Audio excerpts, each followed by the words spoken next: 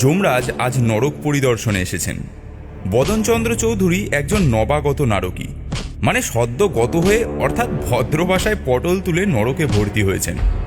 যমরাজকে দেখে বদন তার পায়ের কাছে হাত জোর করে উপুড় হয়ে শুয়ে পড়লেন। এই এই কি চাই তোমার? হঠাৎ মরতে পায়ে পড়তে গেলে কেন? আগে 2 ঘন্টার জন্য ছুটি। বাহ বাহ, তা আবদার তো মন্দ নয়। তা কবে আসা হয়েছে? আজ 1 মাস হলো। এর মধ্যেই ছুটি? তা ছুটি চাই কেন? ছুটি নিয়ে কি করবে? আগে প্রভু, একবার মর্তলোকে যেতে চাই। ওখানে ইউনিভার্সিটি ইনস্টিটিউটে আমার জন্য শোক সভা হবে, একবার দেখে আসতে চাই। বটে। এই চিত্রগুপ্ত, এদিকে এসো তো, তোমার খাতাটা নিয়ে। কোথায় যে থাকো, কাজের সময় টিকিট ডগাটিও খুঁজে পাওয়া যায় না। আজ্ঞা করুন প্রভু। এই প্রেতটার প্রাক্তন কর্ম কি? এর পূর্ব নাম বদনচন্দ্র চৌধুরী। পেশা ছিল ওকালতি, তেজারতি আর নানান রকম ব্যবসা। প্রায় 10 বছর কর্পোরেশনে কাউন্সিলর আর 5 বছর বিধানসভার সদস্য ছিল। 1 মাস হলো এখানে এসেছে। হরেক রকম বজ্জাতির জন্য 1000 বছর নরকবাসের সাজা পেয়েছে। এখন নরকে গ বিভাগে আছে। বর্তমান আচরণ ভালোই। ঘন্টা 2-এর জন্য ছুটি মঞ্জুর করা যেতেই পারে। শোকসভায় ওর বন্ধুরা আর স্তাবকরা কে কি বলে সেটা শুনবার আগ্রহ ওর হতেই পারে। ও খবর পেল কি করে যে আজ শোকসভা হবে? খবরের অভাব কি ধর্মরাজ? রোজ কত লোক মরছে আর সোজা নরকে চলে আসছে, তাদের থেকেই খবর পেয়েছে। ঠিক আছে, 2 ঘন্টার জন্য ওকে ছেড়ে দাও। সঙ্গে একজন প্রহরী থাকে যেন। যথা আজ্ঞে। ওহে কাকজঙ্গ, তুমি এই প্রেতটার সঙ্গে মরতে যাও। দেখো যেন নতুন পাপ না করে বসে। ঠিক 2 ঘন্টা পর ফিরিয়ে আনবে। যথাজ্ঞা। অতঃপর যমরাজের আজ্ঞায় বদন চৌধুরীকে নিয়ে কাকজঙ্ঘ মর্তের দিকে প্রস্থান করল। এদিকে যমরাজ অন্য আরেক মহলে এলেন। সেখানে যমরাজকে দেখে ঘনশ্যাম ঘোষাল কৃতাঞ্জলি পুটে দণ্ডবৎ হলেন। তোমার আবার কি চাই? আগে 2 ঘন্টার জন্য ছুটি, একবার মর্তলোকে যেতে চাইছি। তোমারও শোকসভা হবে নাকি? কবে এসেছো এখানে? 2 বছর হলো এখানে এসেছি। নরকের বিভাগে আছি। আমার জন্য কেউ শোক সভা করেনি প্রভু। বন্ধুরা বড়ই নেমো খারাম। আমার মৃত্যুর পর আমার কালকেতু কাগজে মোটে হাত কলম ছেপেছিল, একটা ভালো ছবি পর্যন্ত দেয়নি। সে দুঃখের কথা শুনে আর কি হবে প্রভু? বদন চৌধুরী আমার বন্ধু ছিলেন, তাই তার শোক সভায় যাবার জন্য ছুটি চাইছি। চিত্রগুপ্ত, এর সম্পর্কেও কিছু তথ্য দাও আমায়। তুমি অতি পাজি প্রেত, জমালয়ে এসেও মিথ্যা কথা বলছো।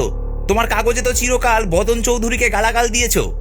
আগে সম্পাদকের কঠোর কর্তব্য হিসাবে সেটা করতে হয়েছে। তবে আগে বদনের সঙ্গে খুব হৃদ্যতা ছিল, পরে মনান্তর হয়। এখন মরণের পরে শত্রুতার অবসান হয়েছে। মৃত্যুর পরে আমরা আবার বন্ধু হয়ে গেছি।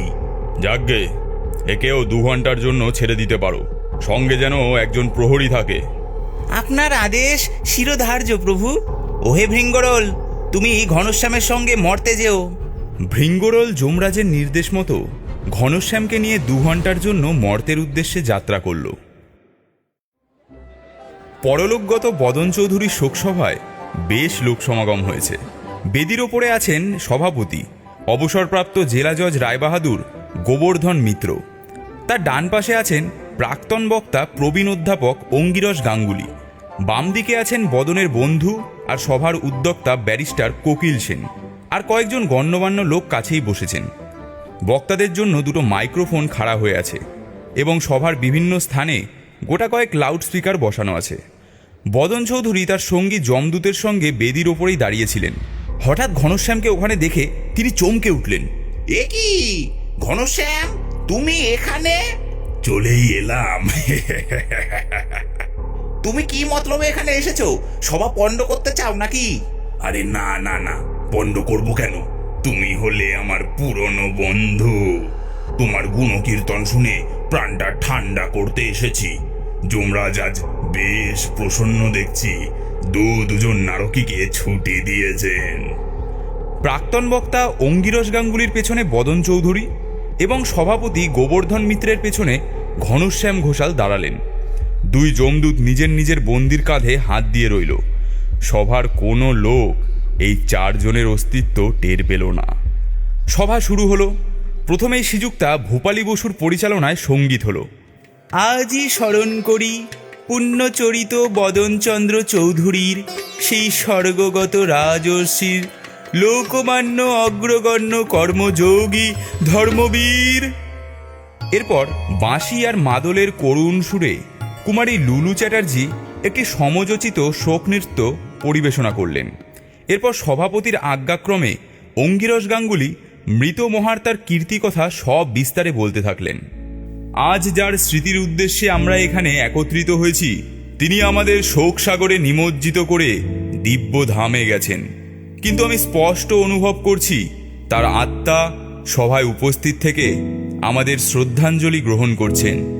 স্বর্গত বদন চৌধুরী আকারে, চরিত্রে, কর্মে, ধর্মে একজন লোকোত্তর মহিয়ান পুরুষ ছিলেন।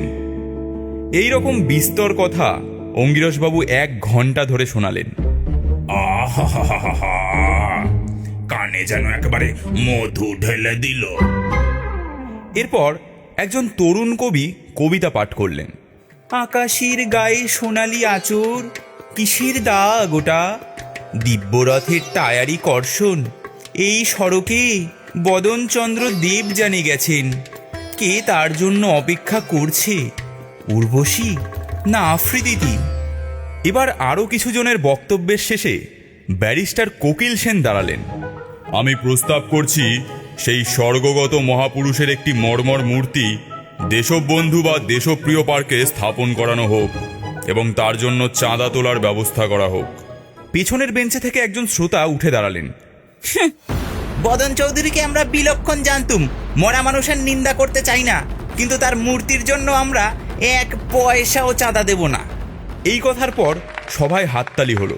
প্রথমে অল্প, যেন একটু ভয়ে ভয়ে, তারপর বেশ জোরে। গোলমাল থামলে কোকিল সেন বললেন, আমরা অশ্রদ্ধার দান চাই না, মৃত মহাপুরুষের পুত্রগণই সমস্ত খরচ দেবেন। এবার সভাপতি গোবর্ধন মিত্রের পালা। যজায়তির সময় তিনি লম্বা লম্বা রায় দিয়েছেন, 2-4টে ফাঁসির হুকুমও তার মুখ থেকে বেরিয়েছে, কিন্তু সভায় কিছু বলতে গেলেই তিনি নার্ভাস হয়ে পড়েন। তার বক্তব্য কোকিল সেনই লিখে দিয়েছেন। গোবর্ধনবাবু উঠে দাঁড়িয়ে তার ভাষণটি পড়বার তোড়জোড় করছেন, এমন সময় ঘনশ্যামবাবু তড়াক করে লাফিয়ে উঠে তার কাঁধে চড়লেন। যমদূত ভৃঙ্গরোল আটকাতে চেষ্টা করলেন, কিন্তু তার আগেই ঘনশ্যামবাবু নিমেষের মধ্যে গোবর্ধনবাবুর কানের মধ্যে দিয়ে একেবারে মরমে প্রবেশ করলেন। মানুষের শরীরের মধ্যে যেটুকু ফাঁক থাকে তাতে একটা আত্মা কোনো গতিকে থাকতে পারে, কিন্তু 2টো আত্মার জায়গা নেই। ঘনশ্যামবাবু ঢুকে পড়ায় গোবর্ধনবাবুর নিজের আত্মাটি কোণঠাসা হয়ে গেল। তাকে সরিয়ে রেখে ঘনশ্যামের প্রেতাত্মা তারও স্বরে বক্তৃতা শুরু করে দিল। ভদ্রলোক, ভদ্র মহিলাগণ, আমার বেশি কিছু বলবার নেই। শেষের বেঞ্চের ওই ভদ্রলোক যা বলেছেন তা খুব খাঁটি কথা বলেছেন। বদন চৌধুরীকে আমরা বিলক্ষণ জানতুম। যতদিন বেঁচে ছিল ততদিন নিজের ঢাক সে নিজেই পিটিয়েছে।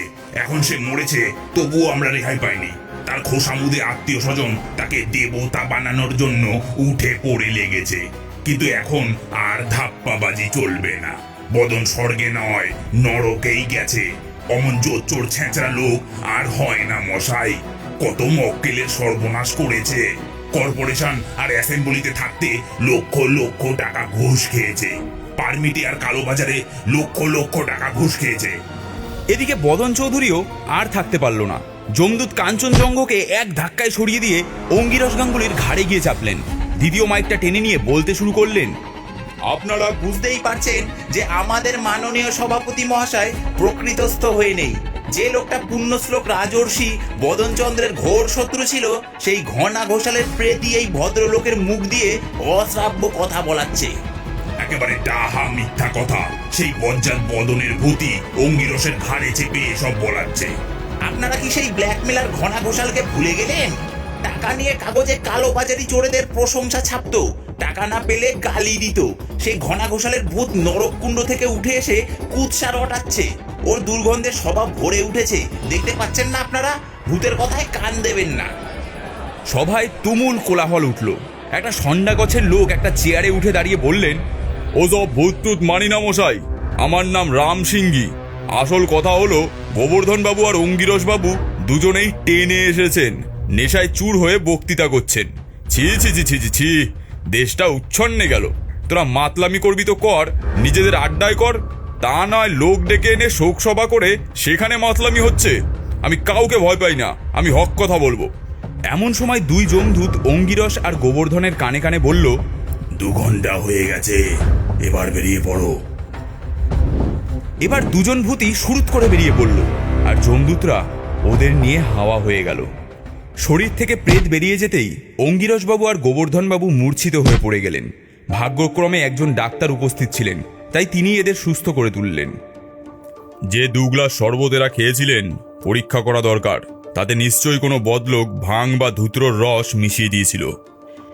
সেখানেই উপস্থিত ছিলেন প্রেত বিশারদ হারাধন দত্ত। তিনি ডাক্তারবাবুর কথায় সম্মত হলেন না।